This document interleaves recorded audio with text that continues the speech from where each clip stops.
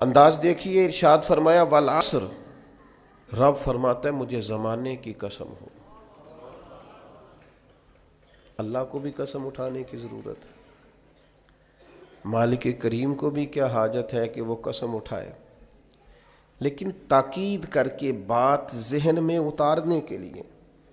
انسان کا مزاج ہوتا ہے نا، جس بات پہ قسم اٹھائی جائے اس کو انسان سمجھتا ہے زیادہ پکی ہے، تو طبع انسانی کے مطابق بات کی، فرمایا والعصر، زمانے کی قسم ہو۔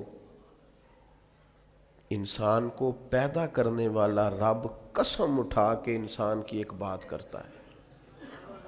والعصر، مجھے قسم ہو زمانے کی، ان الانسان لفی خسر۔ انسان کو پیدا کرنے والا رب فرماتا ہے بے شک انسان خسارے میں، گھاٹے میں، نقصان میں۔ لوگ اس کو کہہ رہے ہیں بڑا سیٹ ہے، لوگ کہہ رہے ہیں بڑا کامیاب ہے، یہ بھی کہہ رہا ہے اللہ کا بڑا شکر ہے، لیکن پیدا کرنے والا رب، انسان کو بنانے والا، اس کو جاننے والا رب فرماتا ہے مجھے زمانے کی قسم ہو یہ نقصان میں ہے۔ اور خسارہ، اس خسارے کو نہیں کہتے ہیں کہ لوگ کہتے ہیں میں نے کاروبار کیا تھا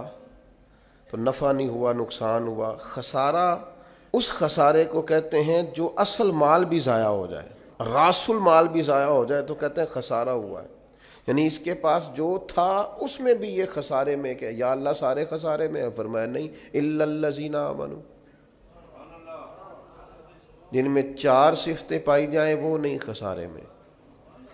ان میں پہلی صفت یہ ہے کہ الا الذین آمنوا، بے شک وہ لوگ جو ایمان لائے، مگر وہ لوگ جو ایمان لے آئے، جن کا ایمان مضبوط ہو، جن کا عقیدہ ہو کہ اللہ ہمارا رب ہے، وہی پیدا کرنے والا ہے، وہی رزق دینے والا ہے، اسی کی تقدیر کا غلبہ ہے، رب کریم ذرے ذرے کو جانتا ہے، اللہ تعالیٰ نے جس حال میں رکھا ہے یہی حال میرے لیے بہتر ہے۔ انسان محنت پوری کرے، نتیجہ اپنے رب پہ چھوڑ دے، اسباب سارے جمع کرے، بھروسہ اپنے اللہ تعالیٰ پہ کرے، عقائد کے لحاظ سے پختہ ہو، اور پھر اس کا عقیدہ ہو کہ بعد از خدا بزرگ توئی قصہ مختصر، کائنات میں سب سے عرفہ والا، عظمتوں والے، شانوں والے، بلندیوں والے، رفتوں والے، کائنات کے امام، نبیوں کے امام، رسولوں کے امام، فرشتوں کے امام، محبوب مطلق اگر کوئی ہے تو جناب محمد الرسول اللہ ہے صلی اللہ تعالی علیہ وسلم۔ سب سے اولا ہو اعلیٰ ہمارا نبی، سب سے بالا ہو اعلیٰ ہمارا نبی، اپنے مولا کا پیارا ہمارا نبی، اور دونوں عالم کا دھولا ہمارا نبی۔ نظریاتی پختگی حاصل ہو، عقائد پختہ ہو، ایمان میں عقائد پوری طرح داخل ہے، عقائد اہل سنت کا پابند ہو بندہ۔ پھر ایک اور بنیادی عقیدہ ہے، اسی ضمن میں سارے عقائد آ جاتے ہیں، فرشتوں پر بھی ایمان ہو، اللہ کے تمام انبیاء پر ایمان ہو، اچھی بری تقدیر پر ایمان ہو، لیکن ایک بنیادی عقیدہ جس کو عقیدہ آخرت کہا جاتا ہے، اس پر انسان کا ایمان ہونا بڑا ہی ضروری ہے۔ اگر آخرت پر ایمان کمزور ہو جائے تو دنیا میں جتنے بھی عمل ہم کرتے ہیں یہ سارے کمزور ہو جائیں۔ یہ جو لوگ ڈپریشن میں، ٹینشن میں، انزائٹی میں چلے جاتے ہیں اور ایک بات بار بار کرتے ہیں کہ میرے ہی ساتھ ایسا کیوں ہوتا ہے، آخر بڑی ہی کوشش کے بعد میں ہی ناکام کیوں رہ گیا، تو انہیں بتایا جائے گا کہ کامیابی پتہ کیا ہے؟ لا یستوی اصحاب النار و اصحاب الجنہ، اصحاب الجنت هم الفائزون، جنتی اور جہنمی برابر نہیں ہیں، کامیاب وہ ہیں جنہیں اللہ تعالیٰ نے اصحاب جنت بنایا ہے۔ جو جنتی ہیں وہ کامیاب ہیں،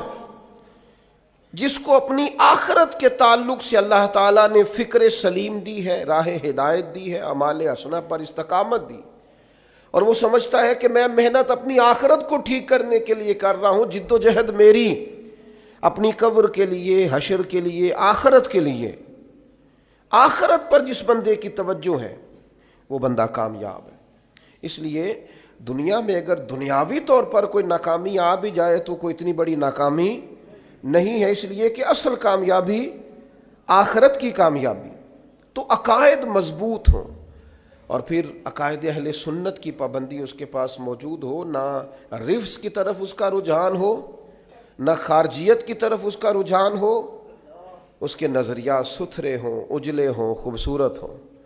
وہ رسول پاک کی ذات گرامی کی پوری غلامی کرنے والا وہ شخص،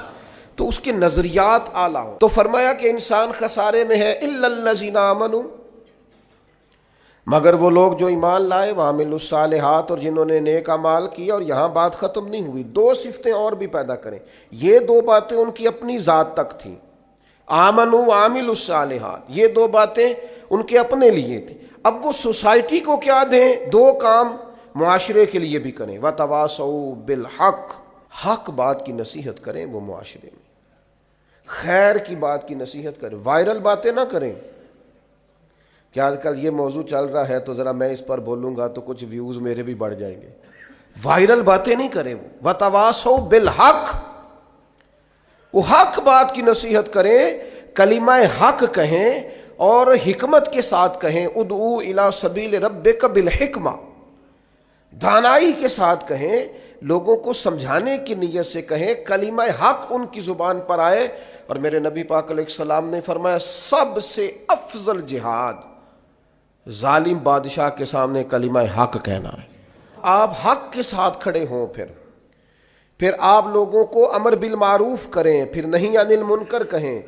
اور وہ بھی بندہ دیکھ کے نہیں۔ اگر امیر آدمی غلطی کر رہا ہے تو پھر آپ خاموش ہیں، اور کسی غریب کو کرتے دیکھ لیا ہے تو آپ نے دینی حکمت کو بھی پیش نظر نہیں رکھا اور اسے رسوائی کر دیا ہے، آپ نے اسے سخت ترین تکلیف سے گزار دیا ہے۔ حق بات کی نصیحت کریں، اور جو لوگ حق بات کہتے ہیں نا ان پر تکلیف بھی آتی ہے، تکلیف آتی ہی ہمیشہ حق کہنے والوں پر۔ تو چونکہ میدان لگایا ہے، اب حق میں نکلے ہو، اب تم نے سفر شروع کیا ہے تو بھائی پیروں پہ چھالے تو پڑیں گے، سفر کرو گے تو تھکاوٹ تو ہوگی، کوئی رستہ طے کرو گے تو گرد تو پڑے گی، اگر کسی سمت تیز دوڑو گے تو مخالف سمت سے ہوا تو تیز آئے گی۔ اب وہاں گھبرانا نہیں، کمزور نہیں پڑنا، تھکی باتیں نہیں کرنی۔ اب ایسا نہ ہو کہ تم نے معذرت خواہانہ رویہ اختیار کیا، وتواصوا بالحق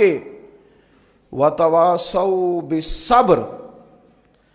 وہ حق بات کی وصیت کرتے ہیں اور ایک دوسرے کو صبر کی تلقین کرتے ہیں۔